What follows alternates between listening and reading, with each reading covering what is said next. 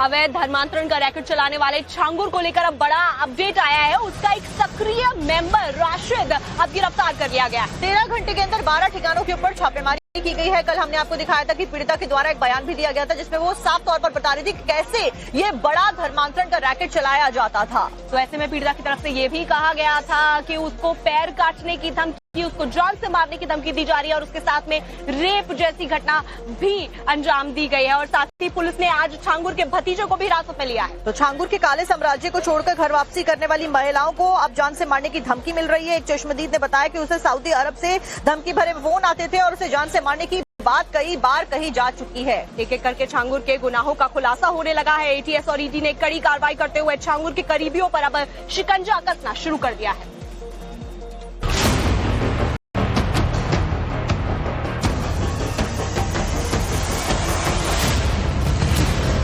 छांगुर की क्राइम कुंडली का घिनौना सच।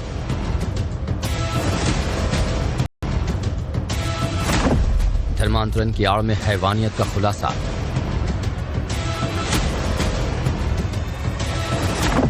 सऊदी से भारत तक धर्मांतरण का कोडवर्ड। महिलाओं ने खोली छांगुर नेटवर्क की परतें। जलालुद्दीन छांगुर की काले पन्ने की डायरी के राज एक एक कर खुलने लगे हैं। छांगुर की पापी दुनिया का ऐसा सनसनीखेज खुलासा हुआ है जिसे सुनकर आपके होश उड़ जाएंगे।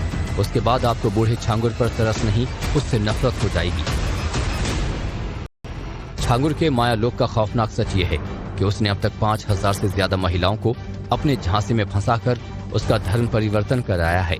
उसके लिए सऊदी से लेकर भारत तक कोड वर्ड में बात होती थी। चश्मदीदों की जुबानी सच सुनकर आपकी आंखें फटी की फटी रह जाएंगी। इन लोगों ने एक प्लान का नाम रखा था, इन्होंने धरती पलट, जो कि धर्म परिवर्तन के विषय में एक इन्होंने जो है कोड वर्ड रखा हुआ था, धरती पलट। लड़की जब वहां पहुंच जाती है तो उसको बोलते समान आ गया, ये इनका कोड वर्ड होता है। पीड़िता यही नहीं रुकी, उसने बताया कि छांगुर के गैंग के लोग महिलाओं के साथ मारपीट करते थे, उन्हें सिगरेट से जलाते थे, वीडियो से ब्लैकमेल करते थे।